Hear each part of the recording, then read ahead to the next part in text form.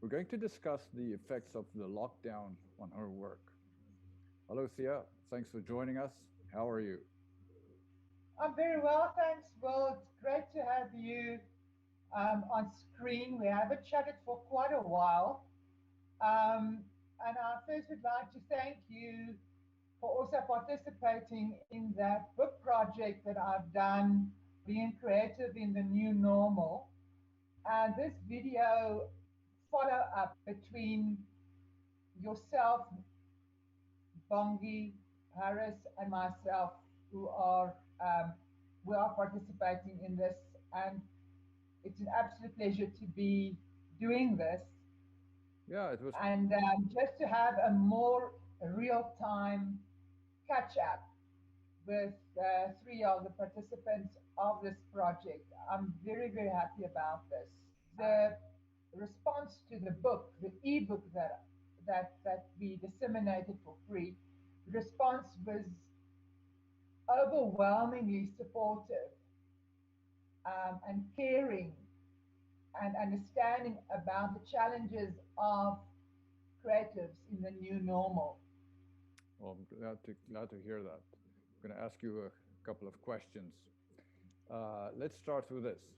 How have you been coping mentally, psychologically, maybe emotionally during this lockdown period?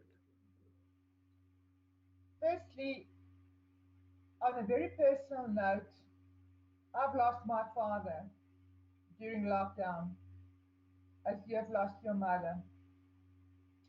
My father passed away, COVID related. I can share with the world, and I do not easily share my personal life with the world, but I think this is valid and relevant because so many millions of people around the world have experienced this lo- feeling of loss and grief during this pandemic. So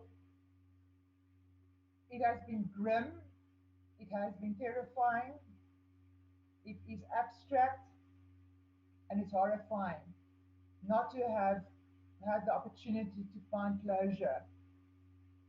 What made me cope and what made me get through my day was to find, and that is something that I've been doing since July last year. I believe in routine.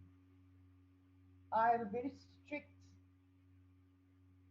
daily routine which I follow, and I also have a weekly routine, and that helps me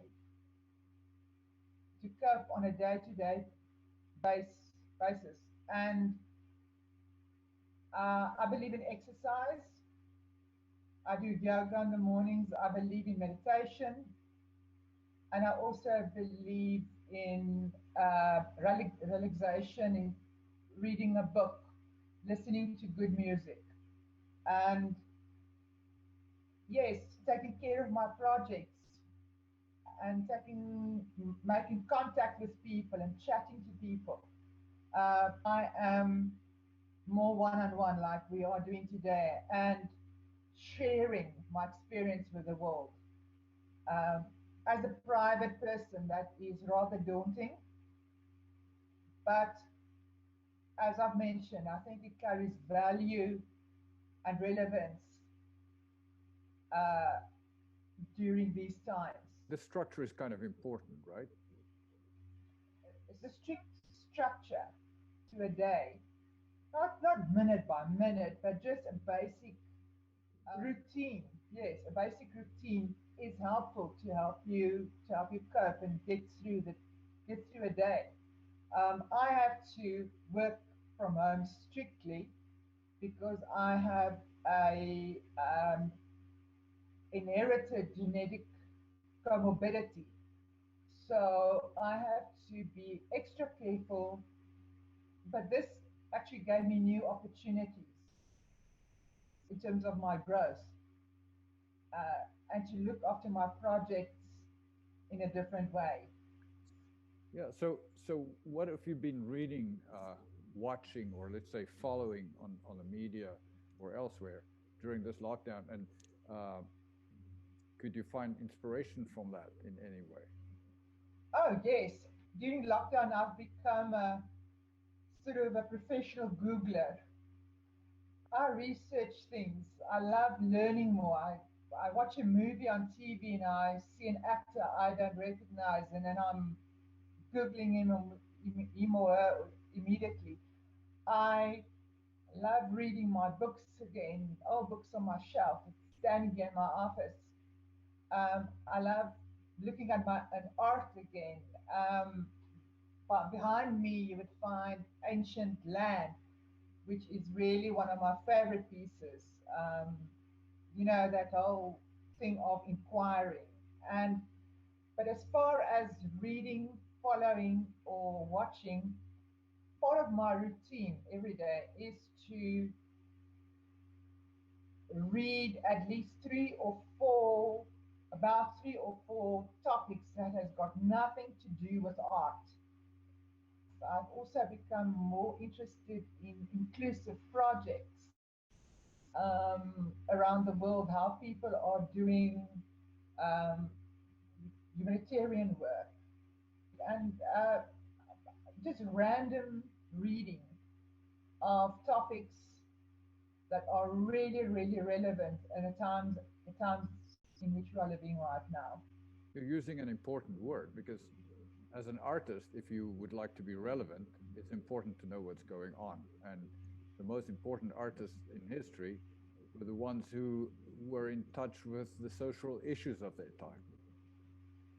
And one has to be in touch with that because you cannot isolate yourself too much in terms of your own thinking.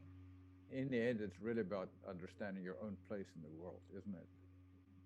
It's really about understanding your own place and how you can reposition yourself in terms of more significance, Yes, yes, and being more significant and learning how you can how you can give more of yourself, which is so important. yes. Giving at this time is important. So I want to ask you this. Have any of your pre-lockdown projects been revived during this period? Or did you make some totally new ones? Did any new opportunities come forward during during the lockdown period? I think lockdown was almost like a mini sabbatical. It's still a bit of a sabbatical, but it's opening up a bit more. People are becoming to be in contact. Well, not in contact more, but try to connect more and more on finding more creative ways to connect. Like we are doing today. You are sitting in Toronto. I'm in Pretoria, in South Africa. It's just absolutely vital to connect.